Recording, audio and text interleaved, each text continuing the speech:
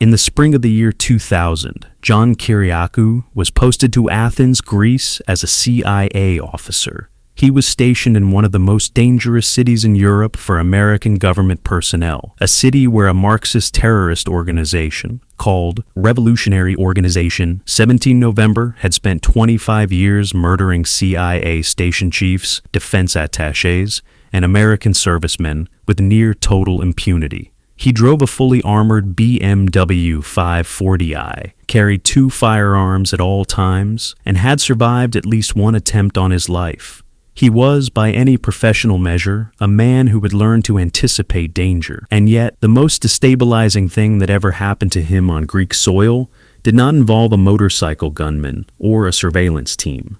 It came from his 6-year-old son, sitting on the bathroom floor, watching his father shave. The boy, in the matter-of-fact way that only children can manage, relayed that he had advised his mother not to kiss someone named Stelios on the lips, explaining that she should only kiss his father. She told him to mind his own business. Kiriakou described the sensation of hearing this as feeling like he had been electrocuted. He wiped the shaving cream from his face. He went to the bedroom. He kicked the bed. And then, in what he would later identify as the most disciplined decision of a very eventful life, he chose to leave the house before he did something he would regret. He drove to the embassy. He went to work. Hours later, his wife was in a car accident, and he had to return to the scene, where the other driver called her a vulgar name in Greek. The man spent 3 days in a coma, knocked out by Kiriakou, who was arrested, invoked diplomatic immunity, and the charges were eventually dropped. The lawsuit that followed was thrown out for the same reason. He described it years later in various podcast interviews as the only fight he had ever been in during his entire life. He said it almost casually. This is the way John Kiriakou tells stories, with structural elegance that places the most extraordinary detail exactly where it will land hardest. He has been telling stories about the CIA, about torture, about prison, about the American legal system, and about the permanent costs of telling the truth for nearly 2 decades. Something shifted in the last few years. Those stories found an audience far larger, far younger, and far more viscerally astonished than anything that had come before. What follows is the complete account of how a boy from a dying coal town in western Pennsylvania became one of the most consequential whistleblowers in American intelligence history, and what it cost him. The city of Newcastle, Pennsylvania, sits about 45 miles north of Pittsburgh in Lawrence County, in a part of the state that spent the better part of the 20th century being quietly hollowed out. It was, for a long time, a prosperous place. The steel and tin industries provided work. The population at its peak hovered around 50,000 people. The city had parks and schools and civic pride, and enough of the infrastructure of American middle-class life to sustain the convincing illusion of permanence. By the time John Kiriakou was growing up there in the 1960s and 1970s, the decline was already underway, though it would take several more decades to become undeniable. His parents were public school teachers. His father was an elementary school principal. There were 2 younger siblings. The childhood he describes was, in his own telling, quiet and essentially happy, organized around baseball, football, and the particular pleasure of exploring the large cemeteries near the family home, looking at old gravestones and tracing the names of the people who had built the institutions around him. The detail that towers over everything else from this period of his life is a shortwave radio. When he was 9 years old, his father bought a box of miscellaneous items at an auction for 50 cents. Inside was a broken shortwave radio. The father fixed it and gave it to his son. That night, the boy tuned in after dark, when atmospheric conditions allow shortwave signals to travel vast distances, and heard the BBC broadcasting from London. He heard Radio Moscow. He stayed up late listening. He began waking in the early hours of the morning, at 3 and 4 o'clock, hoping that the atmospheric conditions were just right to catch some distant station he had not yet found. Within a few years, his father had constructed a 40-foot antenna tower in the backyard and run the wires into his bedroom. At 14, Kiriakou saved the money he earned from his paper route and spent roughly $1,000 on a professional-grade shortwave base unit, which in 1978 was a genuinely serious financial commitment for a teenager. It is a small detail, but a revealing one. It is evidence of a specific quality of mind, one oriented toward the world beyond immediate experience, fascinated by distance and by the fact that invisible signals could cross oceans and reach a bedroom in a Pennsylvania town. That quality of mind would define his entire career. The other formative moment he has discussed at length came in the winter of 1975, when he was 11 years old and visiting his grandparents for Christmas. His grandfather mentioned that someone had killed the CIA man in Athens. His father, with a contextual fluency that surprised young Kiriakou even at the time, explained that the CIA had people all over the world working with foreign governments, and that the man in Athens was probably not spying on Greece but working alongside Greek intelligence. That murdered man was Richard Welch, the CIA station chief, shot dead on December 23, 1975. 30 years later, John Kiriakou would be stationed in Athens, working on the task force trying to identify and dismantle the very organization that had killed Welch. He grew up knowing he wanted to be a spy. He told his parents when he was 9. He told his father again at 16 during a car ride past Fraser's Pond on Old Plank Road, specifying that he wanted to work in the Middle East. His father suggested dentistry. He declined. He applied to only one university. George Washington University occupies a stretch of foggy bottom in Washington, D.C., 2 blocks from the White House.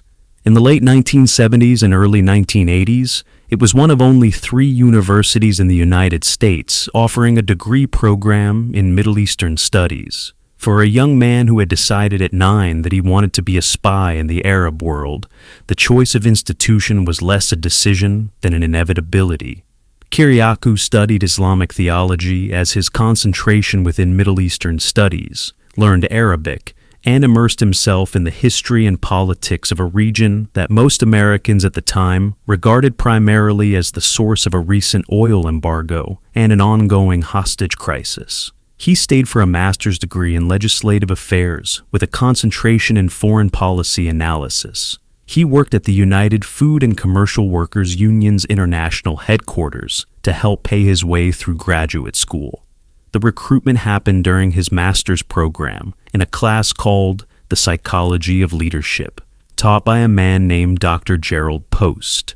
Post was not, as it turned out, a conventional professor. He held a Ph.D. in political science, a Ph.D. in psychology, and a medical degree, and his actual affiliation was with the Central Intelligence Agency, for which he was working undercover as a faculty member. Post had founded what would become the CIA's Center for the Analysis of Personality and Political Behavior, a division devoted to producing psychological profiles of foreign leaders.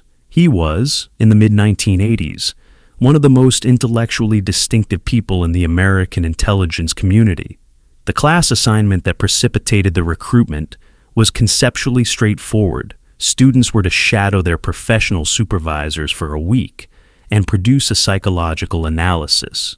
Kiriakou spent the week observing his supervisor at the labor union, a man he found threatening, volatile, and deeply uncomfortable to be around. The paper he submitted concluded that this supervisor was a sociopath with psychopathic and possibly violent tendencies. He cited psychological literature extensively. He received an A. Dr. Post added a note asking him to come by after class.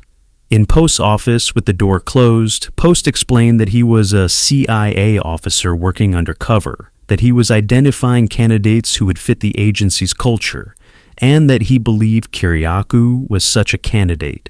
He asked whether he would like to join. Kiriakou said yes. Post picked up the phone, called a contact, described Kiriakou as a strong prospect, and within minutes had written an address on a scrap of paper and told him to be there in 20 minutes.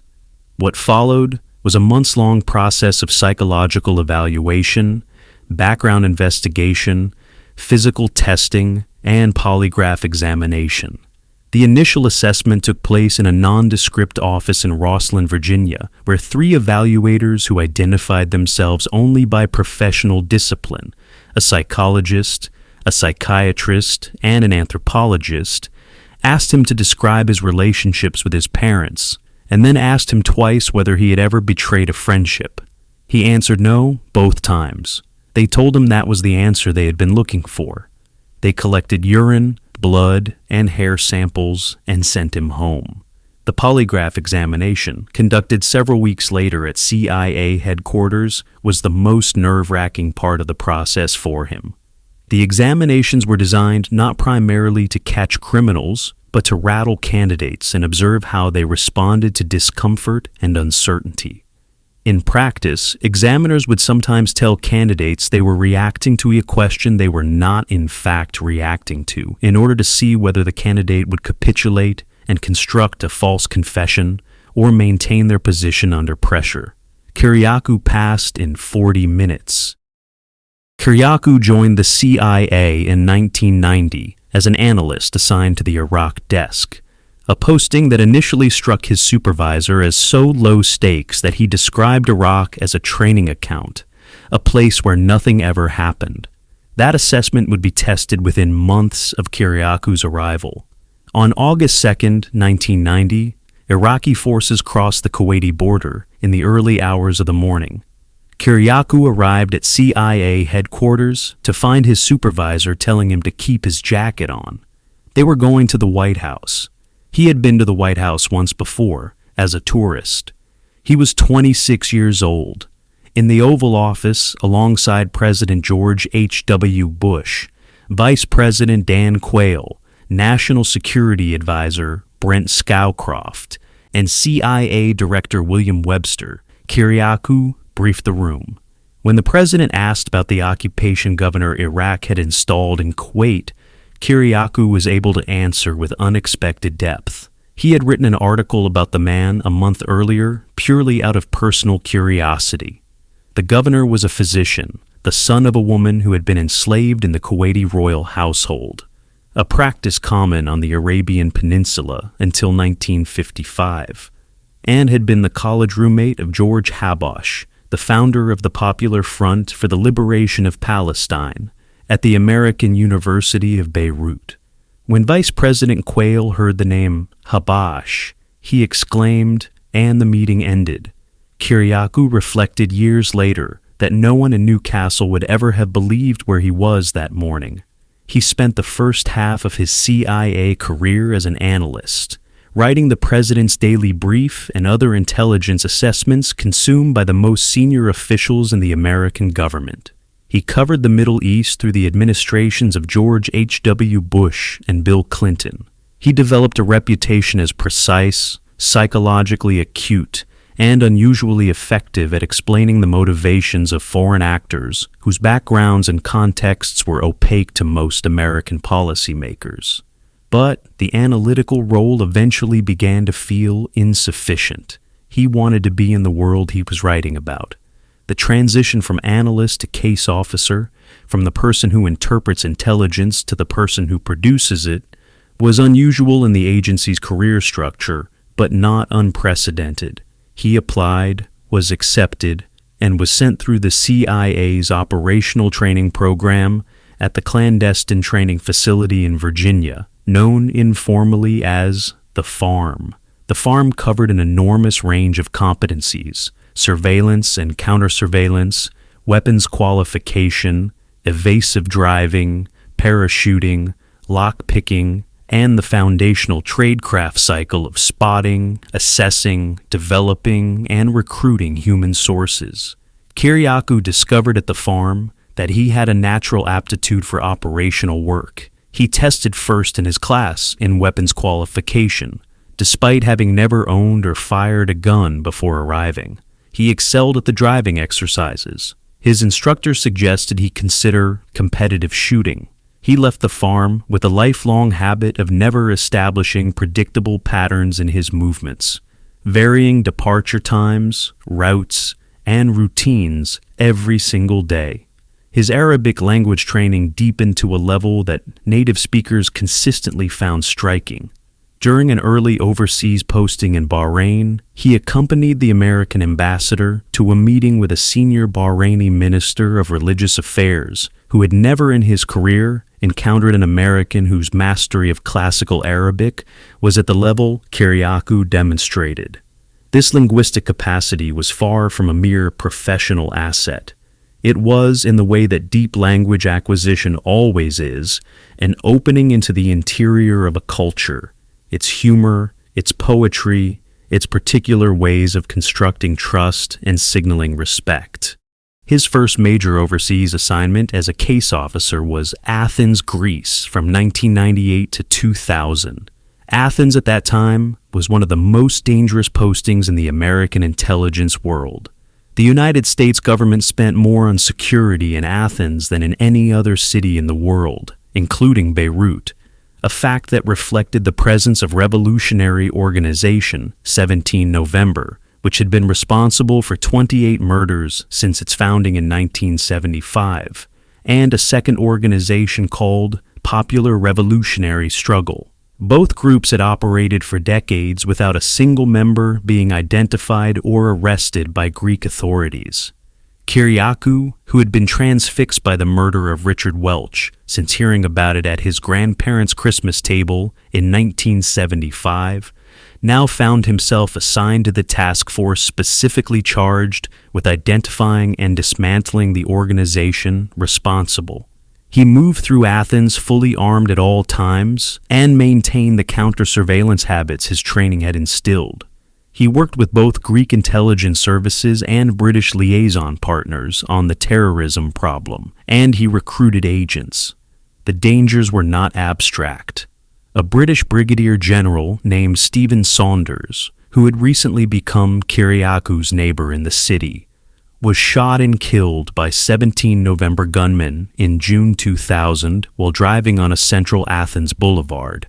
The subsequent manifesto the organization released stated clearly that they had initially been surveilling Kiriakou, who they had correctly identified as a CIA officer, but had determined that his armored BMW made the attack too dangerous to execute. They had then redirected their attention to Saunders, whose vehicle bore a British Embassy license prefix. Saunders became the proxy target because Kiriakou was too well protected to kill. When Kiriakou's supervisor read the relevant passages of the manifesto, the evacuation order came within the hour. He was driven directly to the airport. His wife was collected from their residence, their children pulled from school. The family was on a Delta flight to New York within hours. A CIA team packed and shipped their belongings. The station later confirmed that surveillance photographs Kiriakou had taken during a family outing, showing a man in a parked red car maintaining a fixed position over an extended period, documented that surveillance of his household had been underway before the Saunders murder. There was a second serious incident, this one occurring during a posting to a Middle Eastern country after Athens. Kiriakou was handling what he believed to be a recruited asset, who was in reality a double agent working for an adversarial intelligence service. The double agent had received instructions to identify and kill the CIA station chief, a role his handlers believed Kiriakou occupied. When a colleague at the station learned of these instructions, Kiriakou was alerted. He lured the man to a hotel rooftop under a pretext, and together with liaison security partners who entered simultaneously from an adjoining room, apprehended him. A search of the asset's residence, conducted under cover of a staged propane emergency that evacuated the surrounding neighborhood, produced a substantial cache of weapons, mines, grenades, and rocket launchers. The entire network was dismantled in a single operation. These are the kinds of operations that rarely surface in public accounts of intelligence work. They are improvised, sometimes farcical, sometimes genuinely dangerous, and always dependent on the specific human being at their center, making the right call under conditions no training exercise can fully replicate. Kiriakou was promoted. His career was ascending. He had built a record, both in analysis and operations, that would have been the foundation of a distinguished and long career. Had the events of September 11th, 2001, not changed the trajectory of everything? On the morning of September 11th, 2001, John Kiriakou was at CIA headquarters in Langley when American Airlines Flight 11 hit the North Tower of the World Trade Center. By the time United Airlines Flight 175 struck the South Tower 17 minutes later, the nature of his next assignment was already beginning to take shape. The CIA, which had been watching al-Qaeda's escalating operational tempo through the 1990s, the 1993 World Trade Center bombing, the 1998 East Africa Embassy attacks, the 2000 bombing of the USS Cole in Aden Harbor, was confronted with the catastrophic confirmation that its understanding of the threat had been insufficient, and that its response would now need to be total and immediate. Nearly 3,000 people died on September 11th. The fourth hijacked aircraft, United Airlines Flight 93, crashed into a field near Shanksville, Pennsylvania, roughly 45 miles from Newcastle, where Kiriakou had grown up. The particular geography of that detail was not lost on him. Within weeks of the attacks, the American military campaign in Afghanistan began. American air power combined with Northern Alliance ground forces to drive the Taliban from Kabul by mid-November 2001. But the military campaign's success in routing the Taliban created a secondary problem that would define Kiriakou's next assignment. Al-Qaeda's core leadership and its operational network did not dissolve. They moved. Hundreds of fighters and dozens of operational figures crossed the porous mountain border into Pakistan's federally administered tribal areas and into Pakistani cities. The CIA's problem shifted from identifying where al-Qaeda was to finding where it had gone. Kiriakou was posted to Pakistan as the CIA's chief of counterterrorism operations in the country. His mandate was straightforward in its formulation and extraordinarily difficult in its execution: find, capture, or kill al-Qaeda leadership. The operational environment he entered was one of the most complex the agency had ever worked in. Pakistan's Inter-Services Intelligence Directorate was simultaneously an essential partner and a deeply unreliable one. An agency that maintained relationships with militant groups the CIA was trying to dismantle, that had competing institutional interests, and whose senior officers' loyalties were, in some cases, genuinely unclear. Kiriakou had to build productive working relationships with ISI, while conducting operations that sometimes depended on information they did not have, or information that had to be withheld from ISI because of penetration concerns. The practical work was relentless. He ran a network of Pakistani informants. He coordinated raids with Pakistani security forces. He processed intelligence that came in fragmentary and often contradictory forms, trying to construct usable pictures of operational activity from fragments of cell phone intercepts, human reporting, and surveillance. He operated in a country where American government personnel were high-value targets, where hotels hosting foreign nationals were being surveilled, where vehicles were tracked, where a consistent pattern of movement was an invitation to an attack. The operation that would define this entire period, and that would define the rest of Kiriakou's life, was the hunt for a Palestinian man named Zain al-Abidin Mohammed Hussein. He was known to the intelligence community by his kunya, his operational name, Abu Zubaydah. The CIA at that time believed Abu Zubaydah to be among the most senior al-Qaeda figures accessible through active intelligence collection. He was assessed as a key logistics and facilitation node in the organization's operational structure, someone who had been involved in planning and supporting multiple attacks and who had extensive knowledge of the network's personnel, methods, and ongoing planning. The tracking operation lasted approximately 6 weeks and was characterized by a quality that Kiriakou returned to repeatedly across his many interviews: The experience of near misses so specific and so frequent that they had a particular kind of psychological texture. The team would arrive at a location to find evidence of very recent occupation, food on a counter still fresh, a cigarette burning in an ashtray, a vehicle recently moved. Abu Zubaydah knew he was being hunted. He moved constantly, rarely sleeping in the same place twice, shifting between houses in Faisalabad with a discipline that demonstrated considerable operational awareness. In late March 2002, acting on intelligence that placed Abu Zubaydah in a specific residential compound in Faisalabad, the CIA and Pakistani security forces executed a simultaneous series of raids on multiple sites across the city. A coordination designed to prevent warning signals traveling between locations before all sites were secured. In the raid on Abu Zubaydah's location, he was shot multiple times. At least one of his associates was killed. He was taken into custody in serious and unstable medical condition. Kiriakou and 3 FBI agents present at the scene carried Abu Zubaydah on a stretcher to a waiting aircraft. Abu Zubaydah was handed over to a team that Kiriakou was not cleared to identify, and the destination was not disclosed to him. This was the compartmentalization principle applied in its most absolute form. Each participant in the operation knew only their specific piece of it, and no one knew more than they operationally needed to know. Kiriakou's piece of the operation had ended. The capture was, by any measure, one of the most significant counterterrorism successes of the post-September 11th period. For Kiriakou personally, it was the culmination of 6 weeks of intensive operational work in extremely difficult conditions. He had led the operation. He had delivered the result. By any standard of professional recognition, a promotion and a commendation were the appropriate institutional responses. Neither came.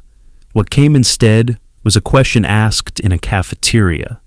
Several months after the capture, in May 2002, Kiriakou was standing in the sandwich line at CIA headquarters when a senior officer from the Counterterrorism Center approached him and asked, in the same tone one might use to inquire about a training course or a conference, whether he would like to be certified in the use of enhanced interrogation techniques. It was the first time Kiriakou had heard that phrase. He asked what it meant.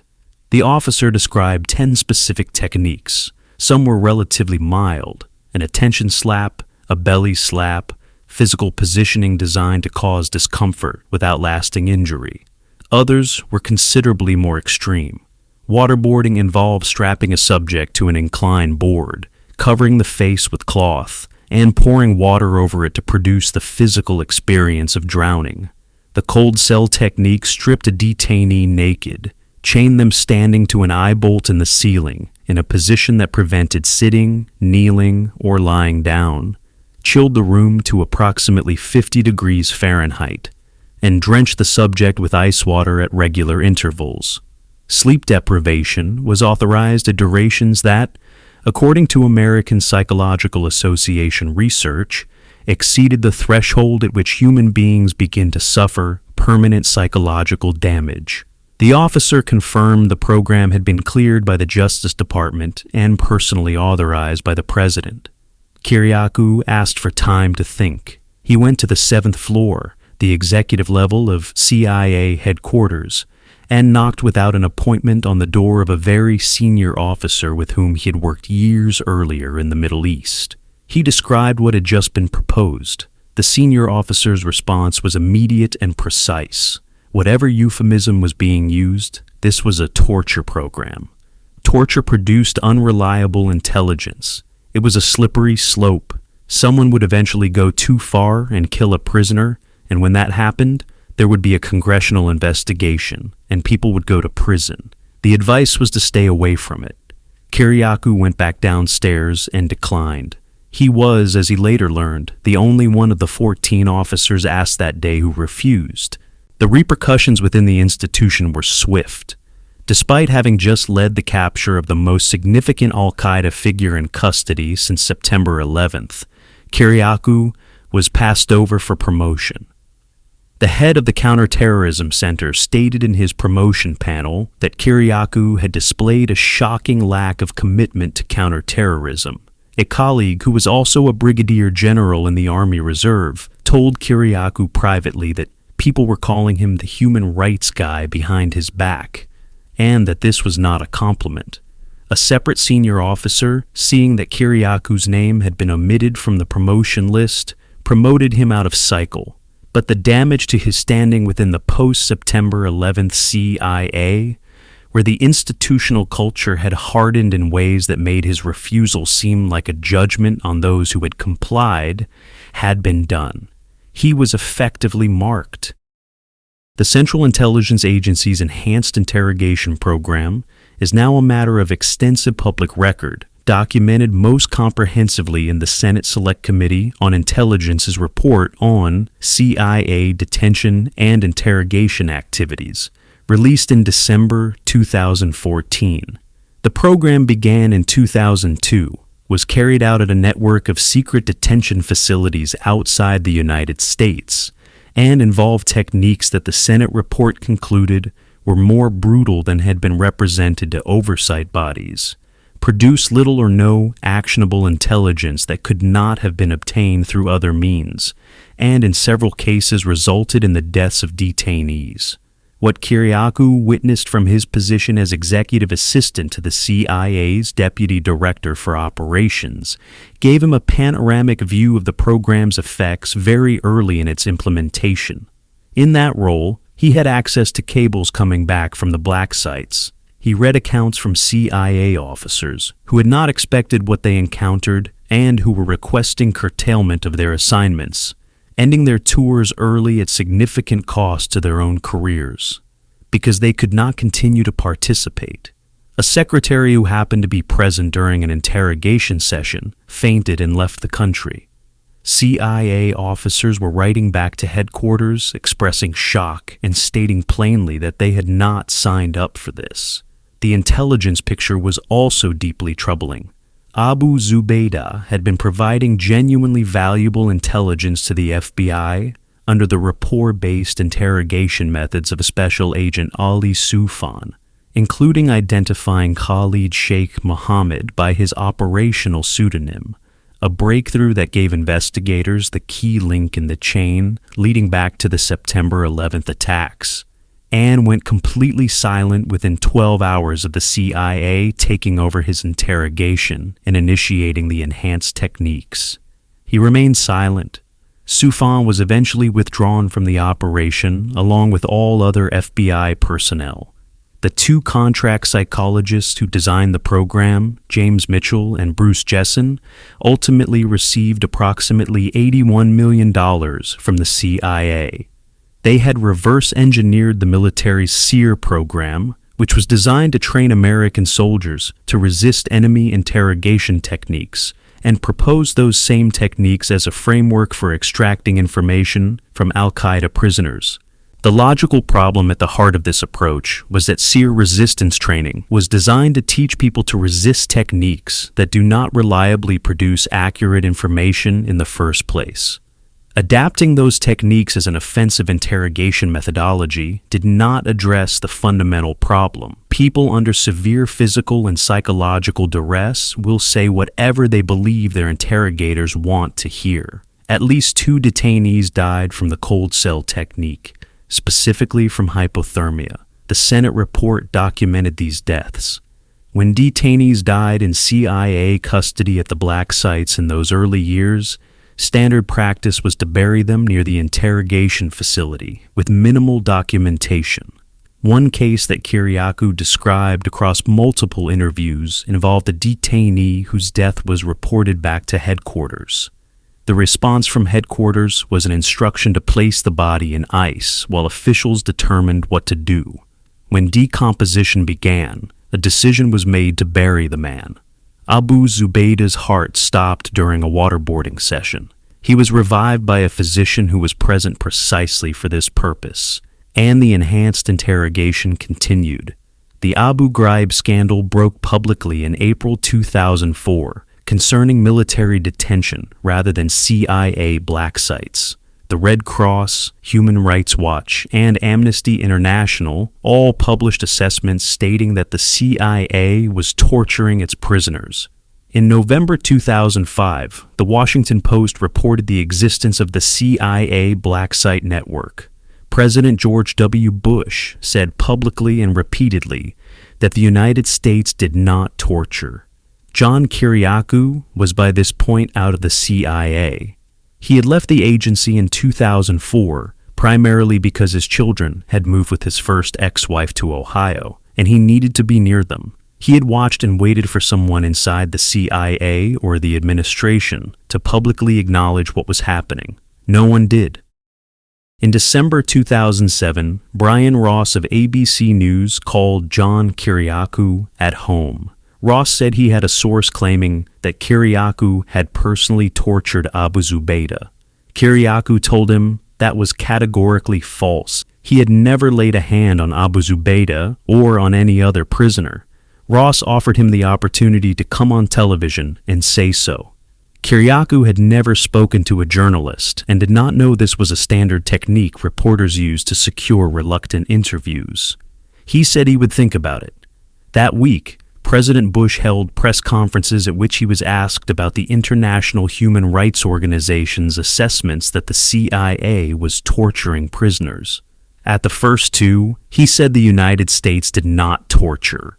At the third, pressed further, he said that if there was torture, it was the work of a rogue CIA officer. Kiriakou understood immediately what this framing meant.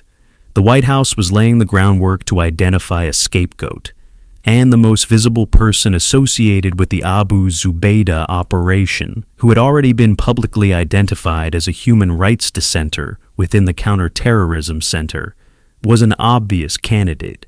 He called Ross back and agreed to the interview. The interview aired on ABC News on December 10, 2007. In it, Kiriakou made 3 statements that would determine the course of the rest of his life. He said the CIA was torturing its prisoners. He said that torture was official United States government policy. And he said the policy had been personally approved by the President of the United States. He later acknowledged in various interviews that one factual claim he offered that day was incorrect. He said that waterboarding Abu Zubaydah had produced actionable intelligence. This was something he had heard secondhand from colleagues and accepted as true.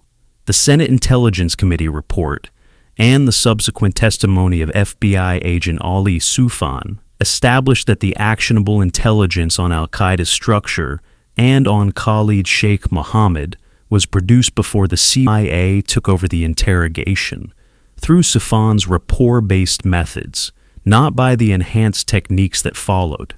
Within 24 hours of the broadcast, the CIA filed a crimes report against Kiriakou with the FBI, alleging that he had revealed classified information. The FBI investigated him for a full year.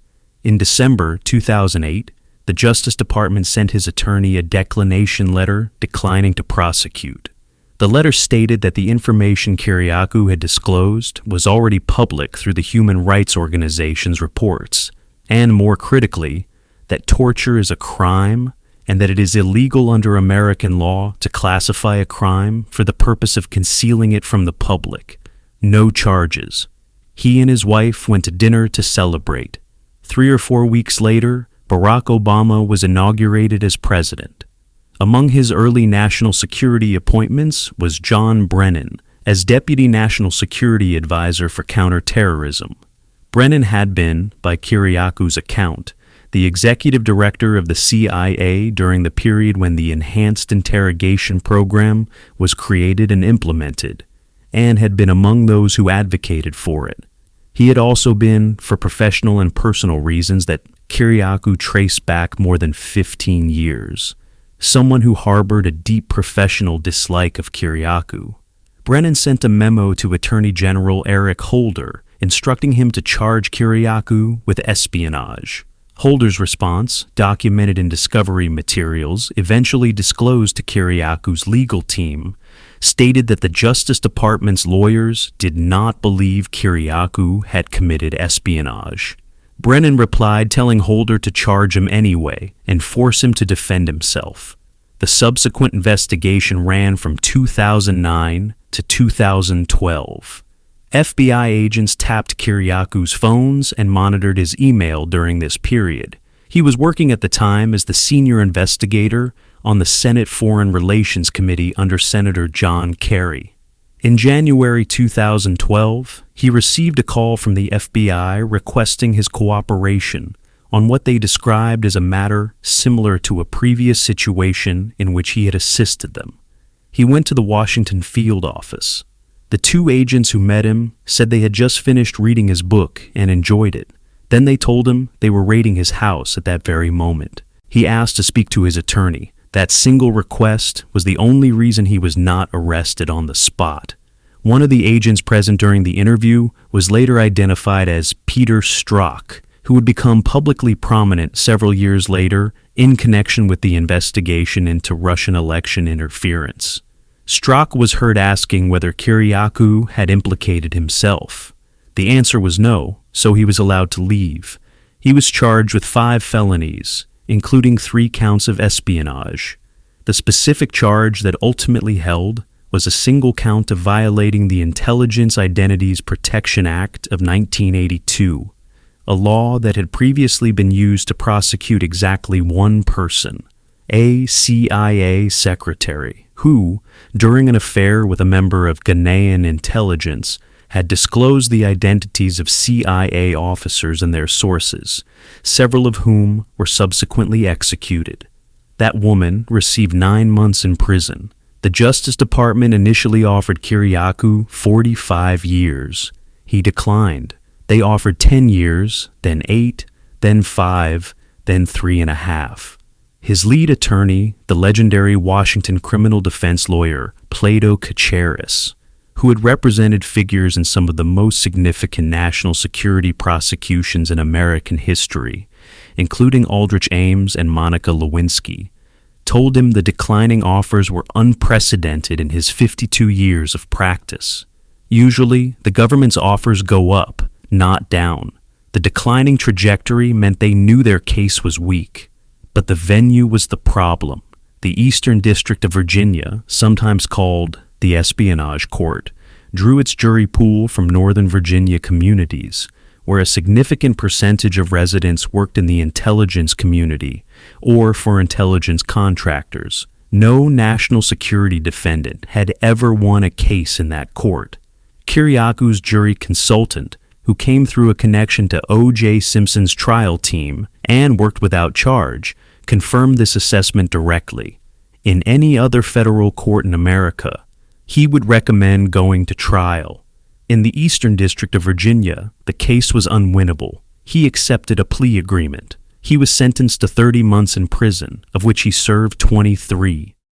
The Federal Correctional Institution at Loretto, Pennsylvania, sits in the mountains of Cambria County, roughly 80 miles east of Pittsburgh.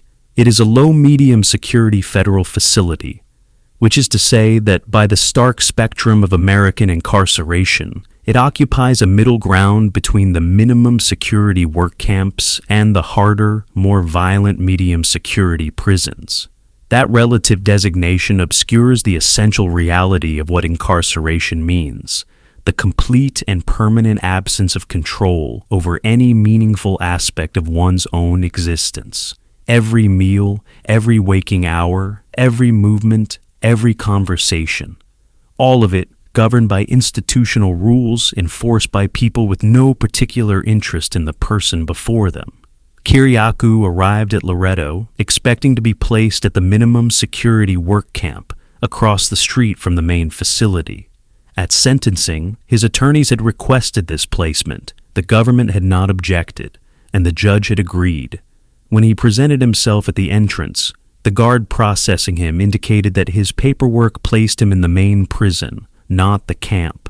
He later learned, through contacts who remained inside the institutional network, that John Brennan, reportedly furious that the sentence was not longer, had used whatever administrative leverage was available to ensure Kiriakou's assignment was made as difficult as the law allowed.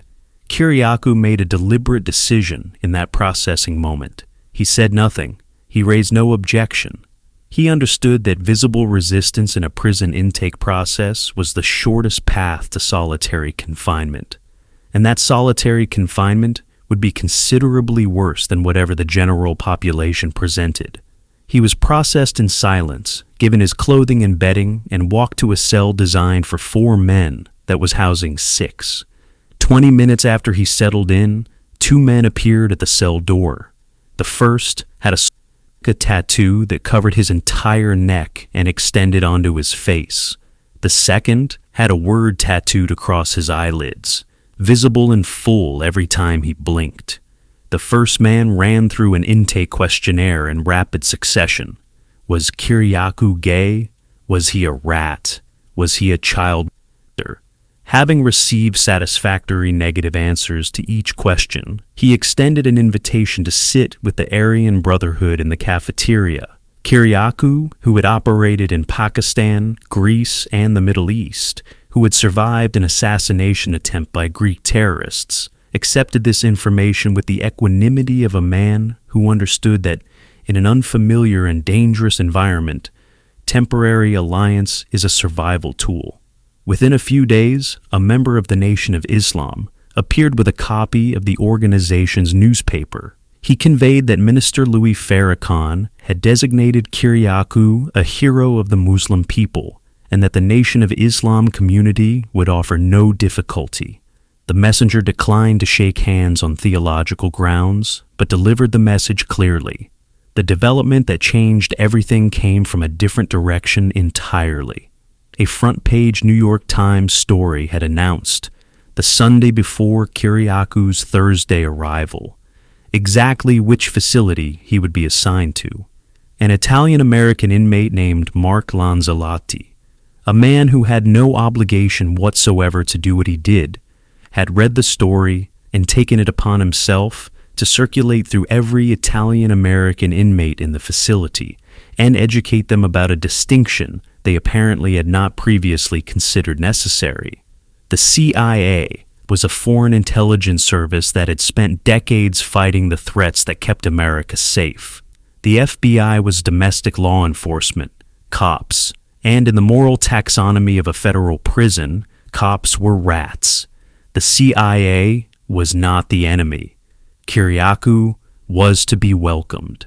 When Kiriakou arrived on Thursday, the Italian-American contingent, the smallest organized group in the prison by numbers, but commanding a respect that had nothing to do with numbers, received him. Within days, word had traveled through every population in the facility. Kiriakou was with the Italians. The practical consequence was total and immediate. Nobody bothered him. Among his immediate neighbors in the cell block was a senior member of the Bonanno crime family. The 2 men established an early routine. They exchanged newspapers in the morning, Kiriakou's New York Times for his neighbor's New York Post. On weekends, they watched football together. When the neighbor asked some days into this arrangement why Kiriakou had been sitting with the Aryan Brotherhood in the cafeteria on his first days, Kiriakou explained the circumstances of his arrival. The neighbor told him simply that from that point forward, he was with the Italians. He was never with the Aryans again. The prison administration, or forces using the prison administration as their instrument, made several attempts to create additional difficulties.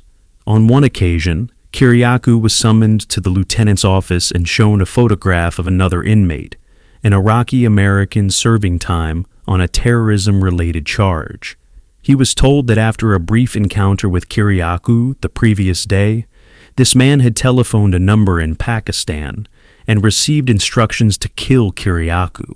Kiriakou was skeptical. The inmate was Kurdish, spoke Arabic and Kurdish, and would have had no operational use for a contact in Pakistan in either of those languages. He nevertheless gave the man a wide berth in the yard for weeks.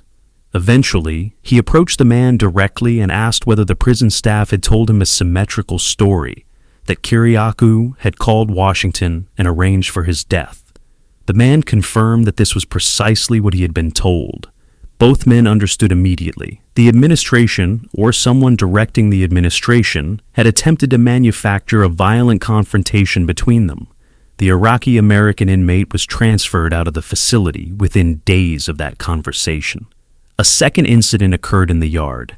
A bearded man approached Kiriakou with an extended hand, introduced himself as the former spokesperson for the Taliban, and proposed that they had a great deal in common. Kiriakou, who had spotted a guard in the tree line photographing the encounter with a telephoto lens, raised both hands visibly, stepped back, and stated loudly and explicitly that they had nothing in common, that he had spent half his career trying to kill people like him, and that the man should not make physical contact with him. The Taliban spokesman was transferred out of the facility 4 days later. He had been there for less than a week. The writing was perhaps the most significant thing Kiriakou did during his 23 months at Loretto. He was not permitted access to a computer. He wrote his second book longhand, a complete memoir of his CIA career, his prosecution, and his incarceration, sitting in his cell and in the prison library, filling legal pads in a disciplined daily practice. He also wrote what he titled, in deliberate homage to Martin Luther King Jr.'s 1963 letter from Birmingham jail, a letter from Loretto. In it, he described the conditions at the facility, documented a guard who had addressed him at mail call with a slur, and described the manufactured confrontation with the Iraqi-American inmate with enough specificity that the prison administration could not claim ignorance. His attorney forwarded the letter to Ariana Huffington, then running the Huffington Post. It was published with a prominent headline and received enormous traffic. CNN traveled to the prison to request an interview. The warden summoned Kiriakou to his office and threatened him with transfer to solitary confinement. Kiriakou, with what he later described as completely clear-headed calculation, told the warden that CNN was waiting in the parking lot and that the transfer would produce national coverage the warden would find uncomfortable. He was never transferred to solitary. 6 weeks before his release, his then-wife called during one of their allotted phone conversations to tell him the Senate Intelligence Committee's torture report had been released. The report confirmed and exceeded every substantive claim he had made in the December 2007 ABC News interview. Senator John McCain gave a speech on the Senate floor crediting Kiriakou specifically. Without Kiriakou's disclosures, he said, the American people would never have known what their government was doing in their name. One of the first calls Kiriakou received after returning home was from John McCain's chief of staff, conveying the senator's personal welcome and asking what the senator could do to be of assistance. He came out of prison angry. He did not fully recognize the degree of his anger at the time. People in his life observed it and suggested he speak to a professional or consider pharmaceutical options, and he declined both on the grounds that nothing was wrong with him and that he was ready to fight. He acknowledges now, with characteristic self-awareness, that he was not entirely wrong, that the anger was justified, but that its intensity was not serving him or the people around him. The practical situation was stark. He was a convicted felon. He was bankrupt, having spent approximately $2 million on legal fees across the years of investigation and prosecution. His pension had been confiscated. He had a master's degree and completed coursework toward a doctorate, extensive expertise in counterterrorism, the Middle East, and national security policy, and was unable to secure employment at McDonald's, Safeway, Target, or Uber. All declined to hire convicted felons. His second marriage did not survive the cumulative weight of imprisonment, financial collapse, and the emotional aftermath of everything that had preceded it. Senator John McCain, whom Kiriakou had gotten to know during his time on the Senate Foreign Relations Committee staff, attempted to address the pension issue through an amendment to the National Defense Authorization Act of 2016. The amendment was written in language generic enough not to identify any individual while specific enough to apply only to Kiriakou. It referred to every American convicted of violating the Intelligence Identities Protection Act within a specific 30-day window. In October 2012, McCain intended to insert it into a conference committee. He was diagnosed with a brain tumor, was not appointed to the conference committee, and died in August 2018 without completing the effort. The amendment was removed. The pension was not restored. Kiriakou's reconstruction of a working life proceeded through writing, speaking, and teaching. His first book had reached number 5 on the New York Times bestsellers list. His second, written longhand from prison, won the PEN First Amendment Award and Forward Review's Memoir of the Year for its publication year. He taught a graduate-level course in the history of terrorism at the University of Salamanca in Spain. He developed syndicated newspaper columns running in approximately 200 small and mid-sized American papers. He started podcasts. He took consulting work where it was available. The Greek government, whose relationship with Kiriakou was shaped partly by his Greek-American heritage and partly by his years stationed in Athens, offered him citizenship within a day of his initial arrest. He accepted. After his release from prison, the Greek parliament retained him to assist in drafting a new national whistleblower protection law, which was subsequently passed and then adopted by the European Union as a model framework for its member states. He found common cause in ways that surprised some observers who expected political affiliations to remain more predictable, with populist Republicans, libertarians, and civil liberties advocates across the political spectrum. He has described this realignment without apparent awkwardness. The question of whether the government can weaponize its prosecutorial apparatus against individuals who expose its crimes is not inherently a left or right issue, and his own experience had demonstrated that the Obama administration was entirely capable of prosecuting truth-tellers. His efforts to secure a presidential pardon have been sustained and well organized. He has submitted letters signed by a significant range of prominent figures. CIA Director John Ratcliffe stated publicly in early 2025 that the CIA had no objection to a presidential pardon. Former Director of National Intelligence Tulsi Gabbard issued a statement to the same effect. As of his most recent podcast appearances in 2025, the pardon had not been granted. He is in his early 60s. He has 5 children. He has essentially nothing in retirement savings. He describes his financial situation with characteristic directness. He will work until the day he dies because there is nothing else to fall back on. He made peace with that outcome a long time ago. For nearly 2 decades after his 2007 ABC News interview, John Kiriakou told his stories to audiences who had come specifically looking for them, people who had already formed a view about the surveillance state and wanted to hear from someone who had lived inside it. The audience was real and engaged, but it was bounded. It knew who he was. Then, without any particular planning on his part, something changed. The catalyst was an appearance on the podcast Diary of a CEO, hosted by Stephen Bartlett. The appearance almost did not happen. Kiriakou received a call on a Friday evening from someone identifying themselves as calling from the show. He knew the podcast. He watched it regularly and told them so. They explained they had a last-minute cancellation and asked whether he could fly to Los Angeles the following morning, a Saturday. He checked his schedule. It was, for the first time in months, completely clear. He said yes. He flew to Los Angeles on Saturday morning, recorded the interview, went directly back to the airport, and took the overnight red-eye flight home to Washington. The appearance was logistically unremarkable. He had no particular reason to think it would perform differently from any other long-form conversation he had given. He was wrong. By the time he checked on the episode a few days later, it had accumulated millions of views.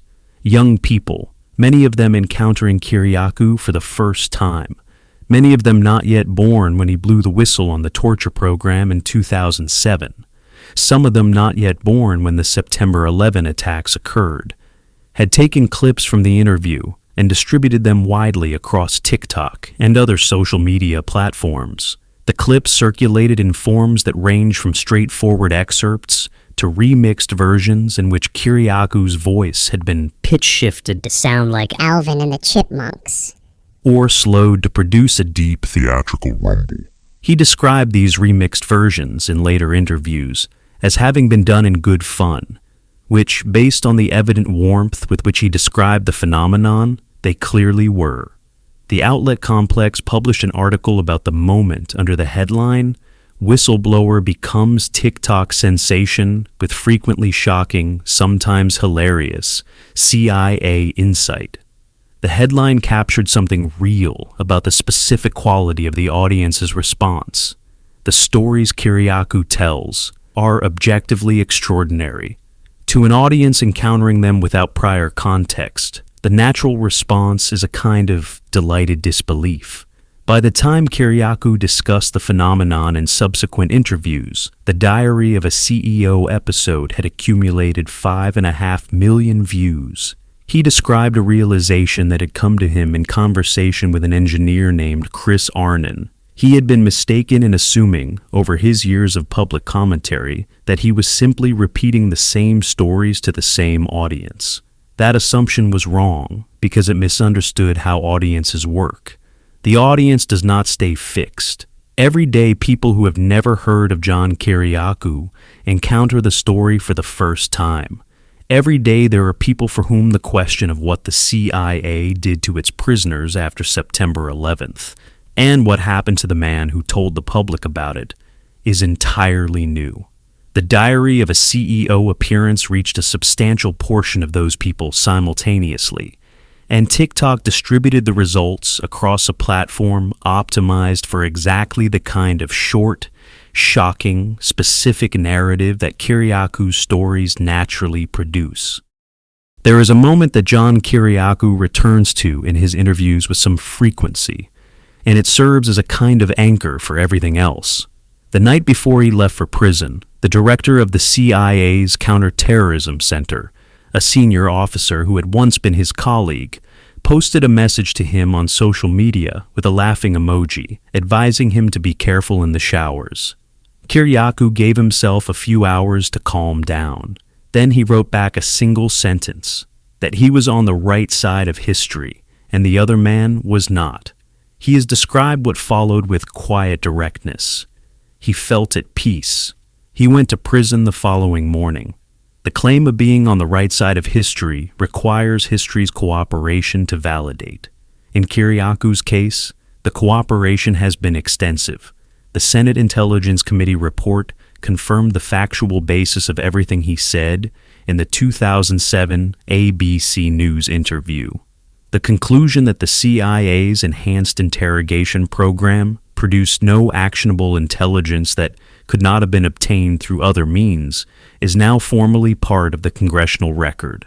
Senator John McCain's endorsement, given on the floor of the United States Senate by a man who had personally survived years of torture as a prisoner of war, carries a weight that no administrative talking point has been able to dislodge.